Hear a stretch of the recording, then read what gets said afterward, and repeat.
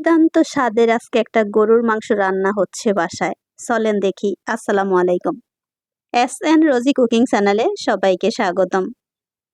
কাঁঠালের বিচি দেখতেই পাচ্ছেন, এখানে অলমোস্ট 2 কেজি কাঁঠালের বিচি নিয়েছি। পাশের চুলায় আমি দিয়েছি 3 কেজি হাড্ডিযুক্ত মাংস। 3 কেজি হাড্ডিযুক্ত গরুর মাংস বেসিক মশলা দিয়ে মেখে জুকে ডেকে রাখবো। কষাতে কষাতে কাঁঠালের বিচিগুলোকে একটু প্রসেস করে নিব।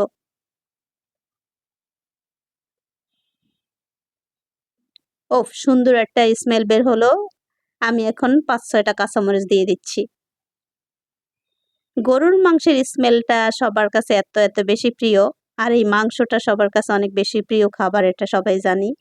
কাঁঠালের বিচি দেখতেই পাচ্ছেন, আমি সবগুলো চামড়া তুলে ফেলে দেইনি, কারণ ডাক্তার বলেন ফাইবারযুক্ত খাবার খেতে। আমরা কিন্তু সৌন্দর্যের জন্য সেটাকে উপর থেকে আসল খাবারটাই নষ্ট করে ফেলি। সো আজকে কিন্তু আমি হালকা হালকা করে ডলে উঠিয়েছি। আর এখন দেখতে পাচ্ছেন আমার গরুর মাংস অনেক সুন্দর করে কষানো হয়ে যাচ্ছে। একদম যখন 50% রান্না হয়ে যাবে তখনই কাঁঠালের বিচি দিয়ে দিচ্ছি। কাঁঠালের বিচি দিয়ে আরো 5 মিনিটের মতো একটু কষাবো, তারপর পরিমাণ মতো পানি দিয়ে ফাইনালি কুক করে ফেলবো। দেখতেই পাচ্ছেন কষানো শেষে এখন পরিমাণ মতো পানি দিচ্ছি। আমার যেহেতু গরুর মাংসটা 70% হয়ে গেছে, কাঁঠালের বিচিও কিন্তু সেদ্ধ হয়ে যাওয়ার পথে। একেবারে 10 থেকে 15 মিনিট রান্না করার পরে আলহামদুলিল্লাহ রান্না কিন্তু হয়ে গিয়েছে। দেখতেই পাচ্ছেন কত সুন্দর একটা ইয়াম্মি কালার এসেছে। এখন আমি দিয়ে দিব পুরন। গরুর মাংস রান্নার পরে যদি এরকম একটা পুরন দেন, দেখবেন কিন্তু খেতে বেশ মজা লাগে। আমি যেহেতু সবসময় অল্প মশলায় রান্না করে থাকি, আমার এই রান্নাটা অনেকেরই পছন্দ হয় না।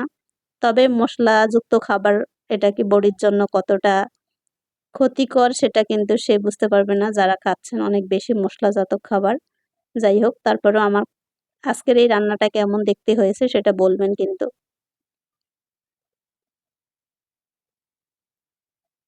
এই খাবারটা হচ্ছে অত্যন্ত প্রিয় একটা খাবার, যেই খাবারটা আমার মনে হচ্ছে এই খাবারটা সবাই গরুর মাংস অনেক বেশি লাইক করে। আমিও কিন্তু তার ব্যতিক্রম নই। অনেক বেশি ফেভারিট একটা খাবার। গরুর মাংস হচ্ছে ফেভারিট খাবার, কিন্তু এটা খেলে অনেক বেশি ক্ষতি হয়, প্রেশার বেড়ে যায়, অ্যালার্জি হয়, অনেক কিছু হয়। তারপরেও কিন্তু এটা অনেক বেশি পছন্দের খাবার। যাক, আলহামদুলিল্লাহ রান্না কিন্তু শেষ, এখন খেতে যাব। সবাই অনেক বেশি ভালো থাকেন, কমেন্টে বলবেন কেমন হয়েছে। আল্লাহ হাফিজ, আসসালামু আলাইকুম।